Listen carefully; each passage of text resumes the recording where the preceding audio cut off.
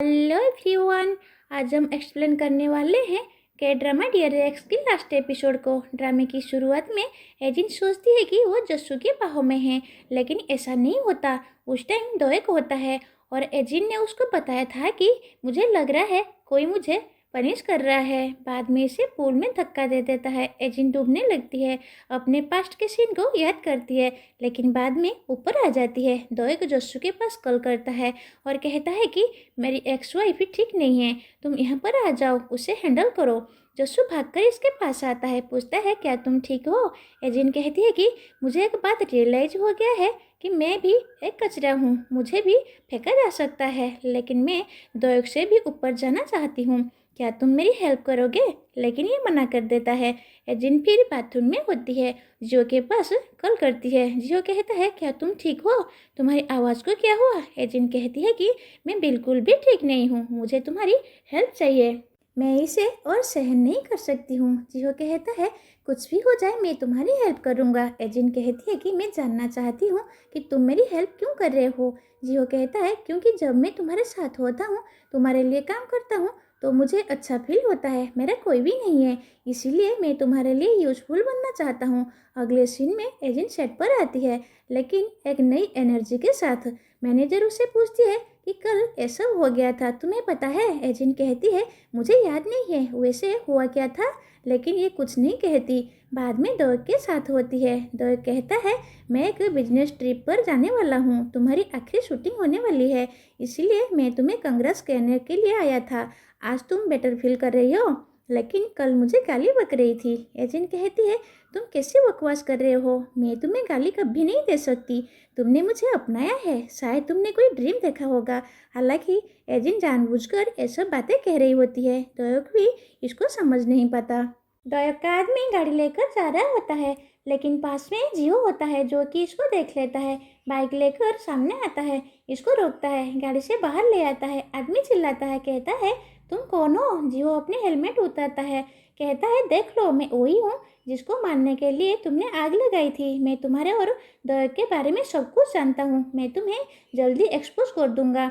यह कहकर वो चला जाता है। आदमी बाद में दोयक के पास कॉल करता है, बता देता है कि एक प्रॉब्लम हो गई है। दोयक कहता है कि जियो को मार दो। हालांकि एजेंट साथ में होती है और ये बातें सुन लेती है। अगले सीन में जियो अपनी शॉप में होता है, अपने फ्रेंड से बात करता है, पूछता है क्या तुमने कैमरास को इंस्टॉल कर दिया है या हम ही भरता है।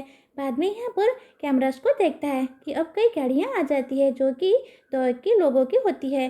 जियो को पता होता है कि मुझे मारने के लिए आए हैं।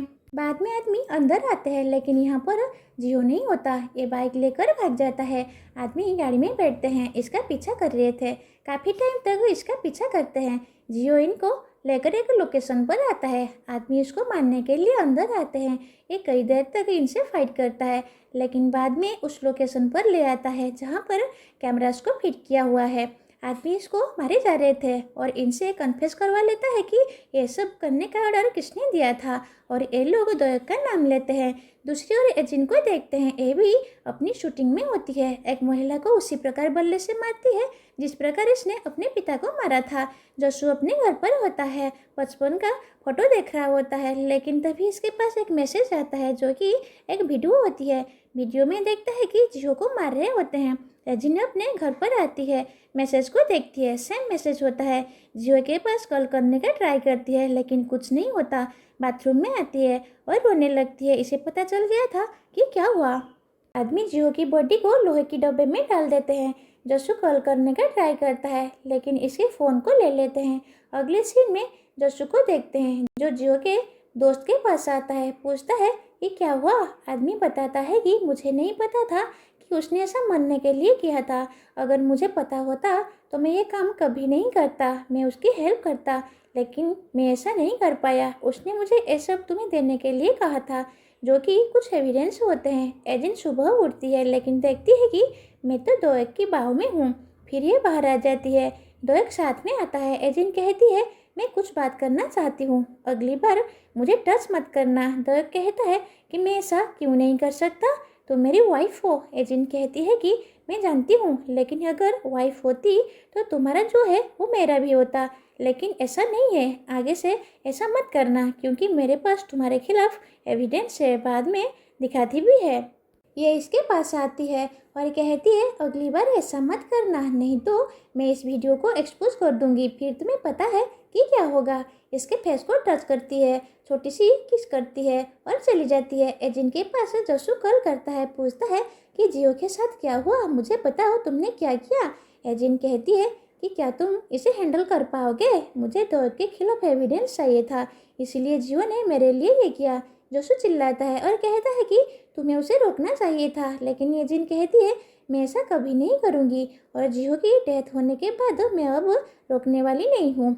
जस्सू बाद में दोस्त से मिलने के लिए आता है और कहता है कि एजेंट के साथ कुछ मत करना, नहीं तो मैं उस वीडियो को एक्सपोज कर दूंगा, वो मेरे पास भी है, एजेंट से दूर रहना क्योंकि मैं ही उसको रोक सकता हूँ। अगले सीन में फिर से जस्सू को देखते हैं जो अपनी घर पर होता है, अपनी फ़ोटोज़ को देख रहा होता है, लेकिन इसको डस्टबिन में डाल देता है। वही हम एजेंट को देखते हैं जिसको रेडी किया जा रहा था क्योंकि अब वो अवार्ड सेरेमनी में जाने वाली है। बाद में यहाँ पर आ भी जाती है।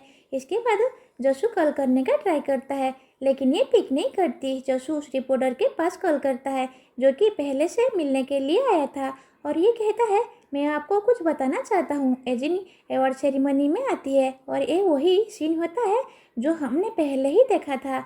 अपने फैंस को हाय हेलो करती है, फिर अंदर आ जाती है। अंदर सभी वेट कर रहे थे कि अवार्ड किसको दिया जाएगा और वो एजेंट होती है, स्टेज पर आके अवार्ड को लेती है, बताती है कि मेरी माँ कैसी इंसान थी, उससे मुझ पर प्राउड होगा। लेकिन इसी बीच हम देखते हैं कि जसू क्या कर देता है, एजेंट के बारे में सब कुछ एक्सपोज कर देता है।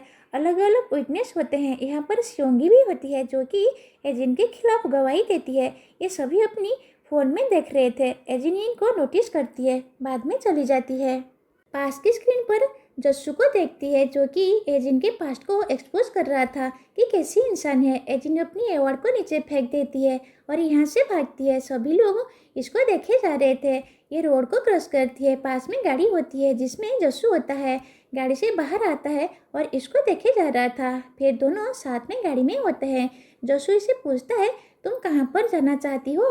एजेंट कहती है जहाँ पर कोई भी ना हो, सिर्फ हम दोनों। जस्सू कहता है कि अब तुम्हें रुक जाना चाहिए, अब तुम किसी और को चोट मत पहुँचाओ। इसके हाथ को थामता है और कहता है कि मैं तुमसे प्यार करता हूँ, चलो दोनों साथ में हेल में चलते हैं। एजेंट कहती है क्या तुम इसके लिए सीरियस हो, ये हामी भरता है, बाद में गाड़ी को खाई में डाल देता है।